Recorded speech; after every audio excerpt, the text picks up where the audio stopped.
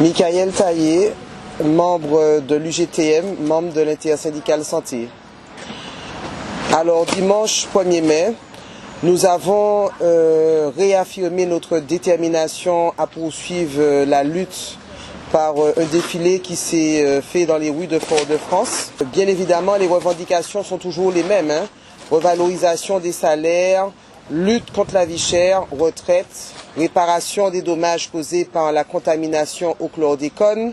Nous avons également manifesté notre volonté par rapport à la problématique liée à la crise du Covid.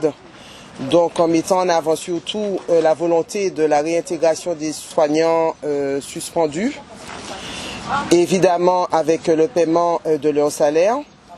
Donc cette manifestation dans l'ensemble s'est très bien déroulée. Le lundi 2 mai, nous avons fait une intervention sur l'hôpital de Mangovulsin à la demande de l'équipe d'hémodialyse. Donc nous avons discuté avec les camarades de ce service qui nous ont mis en avant plusieurs problématiques.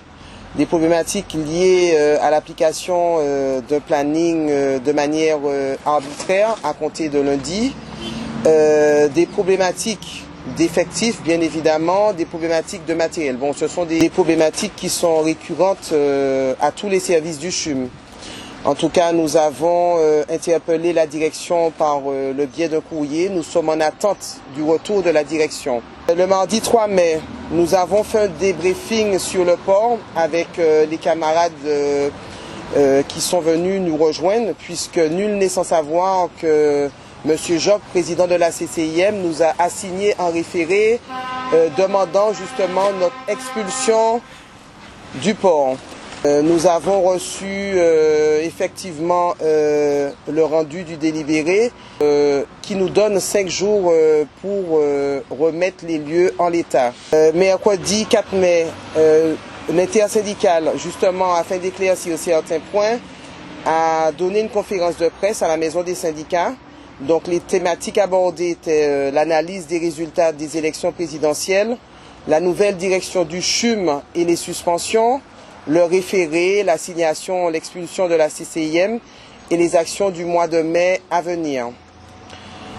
L'après-midi de ce mercredi 4 mai, l'intersyndicale de la santé a convié l'ensemble des personnels ayant reçu un courrier de suspension pour qu'ils puissent un petit peu s'entretenir avec ces derniers. Jeudi 5 mai, donc aujourd'hui, nous étions en négociation sur le site de Trinité avec la direction de l'hôpital puisque nous sommes en grève depuis le 29 septembre 2020 et nous n'avons à ce jour pas encore signé de protocole d'accord. Demain, nous apporterons un soutien à notre camarade Alain Farès devant le tribunal à 8 h. Samedi, comme d'habitude, notre brocantage se tiendra à 16 h.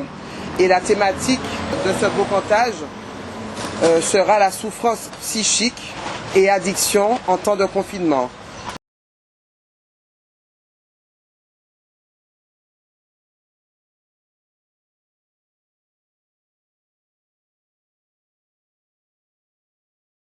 Les intervenants sont le docteur Lecurieux Laferronné, qui est médecin addictologue, Dominique Césaire, qui est infirmière en addictologie, ainsi que Bruno Ciseaux, qui est infirmière en addictologie. À partir de dimanche 8 mai, nous allons faire partie du convoi du MIR, le convoi de réparation, qui va se dérouler du 8 au 22 mai, donc c'est le 22e convoi organisé par le MIR. Et le MIR a décidé justement lors de ce convoi de mettre le personnel soignant à l'honneur, donc de rendre hommage aux soignants. Et de notre côté, nous profitons de cette mise à l'honneur pour mettre en place des villages de la résistance. Donc lors de ces villages de la résistance, nous allons mettre à disposition quelques ateliers, donc ateliers de prévention pour l'hypertension, le diabète et l'addictologie. Nous allons proposer un atelier de massage.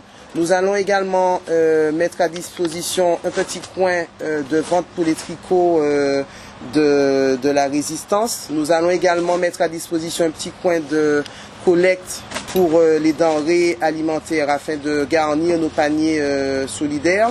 Nous allons mettre aussi à disposition un petit coin pour les éventuels dons financiers. Ce village de la résistance nous permettra de communiquer sur notre lutte, une lutte qui, je rappelle, continuera d'exister même si nous sommes amenés dans les jours à venir à libérer ce lieu symbolique que nous occupons depuis le 23 novembre 2021. Je tiens à préciser que ce n'est pas le lieu qui est le plus important. C'est surtout le concept que nous avons créé depuis le 23 novembre 2021, un concept qui est animé de solidarité, d'entraide, puisque nous avons mis en place, nous avons organisé en fait la vie sur le port, certes, mais beaucoup d'activités s'articulent autour de cette vie. Nous proposons depuis belle lurette un soutien psychologique aux camarades qui sont suspendus avec un psychologue, un psychiatre. Nous proposons des massages, différents types de massages, des tentes californiens, réflexologie plantaire, réflexologie dorsocrânienne, atelier shiatsu, musicothérapie, gestion du stress, respiration. Donc autant d'ateliers, autant d'activités qui sont proposées aux uns et aux autres afin de contribuer à leur bien-être. En tout cas, ce concept que nous avons créé ne sera aucunement perturbé dans son organisation et dans la continuité de son déroulement, puisque ce concept sera reconduit très probablement dans un autre lieu, mais continuera d'exister. Et je crois que c'est là l'essentiel. Alors, je vais vous parler brièvement de ce convoi entre le 8 et le 22 mai. Donc, le 8, nous serons au Prêcheur de 8h à 14h. Donc, je vous invite à venir nous rejoindre. Le lundi 9 mai, nous serons à Sainte-Anne, dans le même créneau horaire. Le mercredi 11 mai, nous serons à Rivière-Salée. Le dimanche 15 mai, nous serons à Sainte-Marie. Le mardi 17 mai, nous serons à Basse-Pointe. Le 19 mai, nous serons sur Casse-Pilote. Et nous terminerons notre convoi le 21 mai à Saint-Pierre. Donc autant de dates pour lesquelles nous espérons vous voir nombreux sous notre village de la Résistance. Vous serez les bienvenus. Donc nous vous attendons afin de pouvoir échanger avec vous sur cette lutte à laquelle nous avons choisi d'adhérer depuis le 17 juillet 2021.